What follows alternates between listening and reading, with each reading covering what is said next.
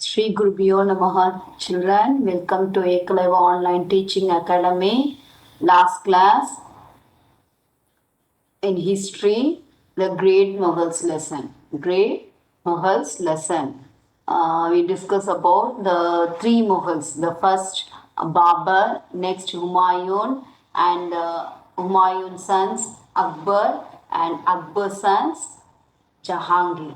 We discuss about them. Now let's see Jahangir's son Shah Jahan. Jahangir's son Shah Jahan. See, is only Shah Jahan. Shah Jahan. After Jahangir's death, there was a war of among Jahangir's sons. Okay, Prince Khurram defeated his brother and became king. He came to be known as Shah Jahan. It means ruler of the world. Shah Jahan means ruler of the world.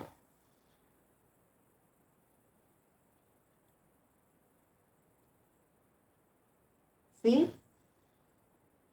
Shah Jahan. If you are telling Shah Jahan means what will come in our mind?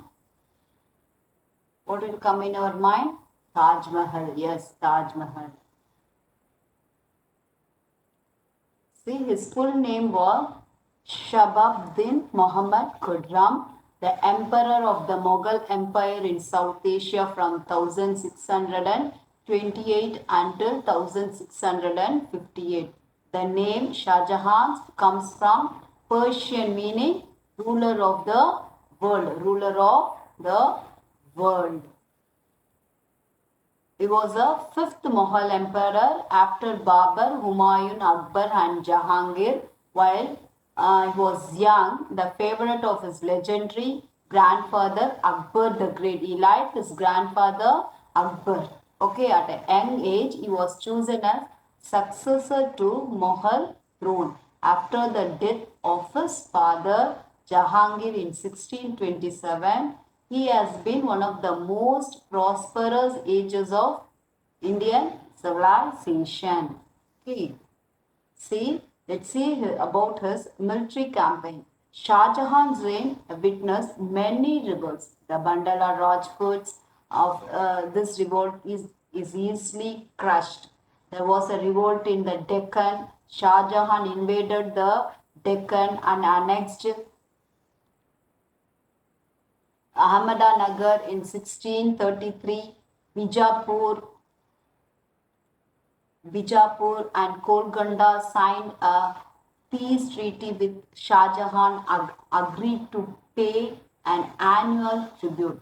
After this position in Deccan, Shah Jahan sent an army to Balkh and Badshah Khan in Central Asia in order to add Timur's capital of Samarkand to his empire. Okay, and also European traders. See, Shah Jahan restored the efficiency of government and recovered the territories, maintained peace. Foreign traders were allowed into India and trade increased considerably. See, European traders continued their trading activities, trading outposts in different parts of the empire. Shah Jahan kept a close watch on them. When he came to know that the Portuguese were creating trouble and not paying custom duties, he defeated them and made them trade on his terms. Made them trade on his terms. See, next, the empire was expanded. Shah Jahan was a patron of arts and built many great buildings, including the Taj Mahal. See, Taj Mahal, I told you, and the Peacock throne, a brilliant gold throne encased in the hundred of precious gems. Okay, then see, in 1657, Shah Jahan fell ill. Shah Jahan fell ill. A war of succession broke out among his four sons, Dara Shikoh, Shahjun Shuja, Aurangzeb, and Murad Baksh. See, they were the four sons of Shah Jahan. They were the four sons of Shah Jahan, but Aurangzeb defeated and killed his main rival, Dara, and imprisoned Shah Jahan at the Agra fort. See, he imprisoned his father also in the, Aurangzeb imprisoned his father also. Thereafter, he crowned himself as the emperor Aurangzeb, Shah Jahan's son. See, monuments built by Shah Jahan, Jama Masjid. This is Red Fort with red rocks and all.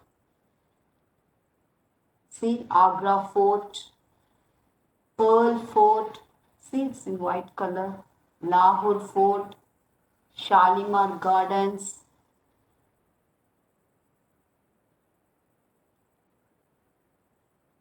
See, Shah Jahan Mosque,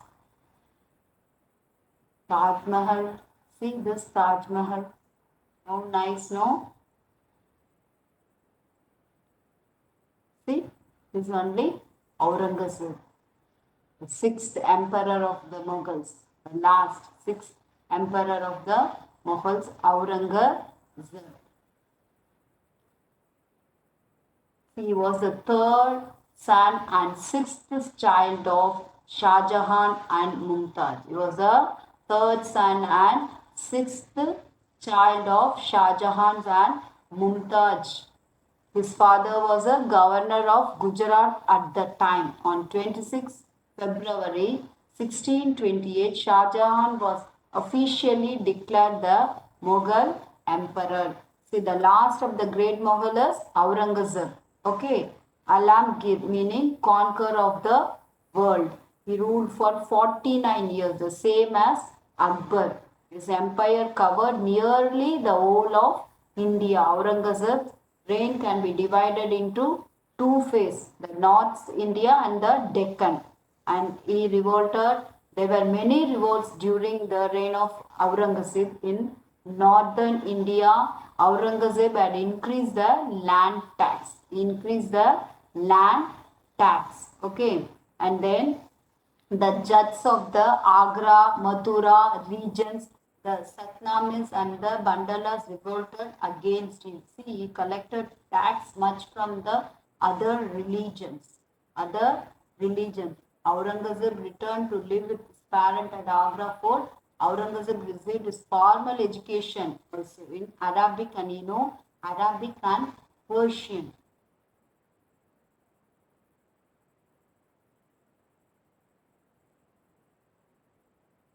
See, I told you, no, for 50 years he came to the throne after imprisoning his father. He was a strong leader who expanded the Mughal Empire to its great size. Aurangzeb was a very observant and religious Muslim who entered the policy of religious tolerance followed by early emperors. See, Akbar and all gave respect to other religions, but he followed only the Muslims, only the Islam.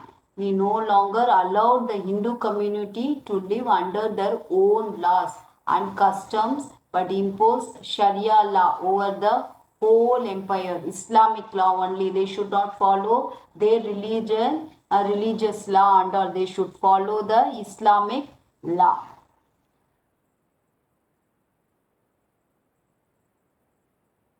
See, he ruled who ruled what is now in India and Pakistan in 1658 until his death. During his reign as a monarch of Mughal Empire, he conquered several states in southern India, also south side also.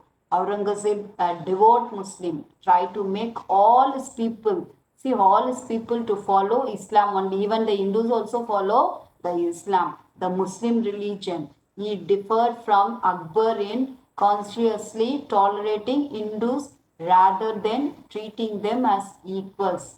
See, Akbar treated the Hindu people as equal as Muslims. Equally, he treated all the religions, but Aurangzeb, see, he placed special tax.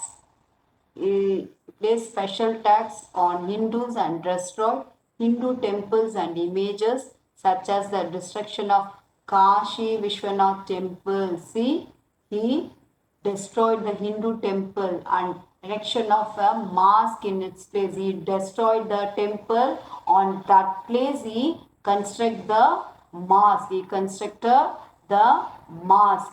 See, and then Aurangzeb also destroyed many works of art because he feared that they might be worshipped as idols. See,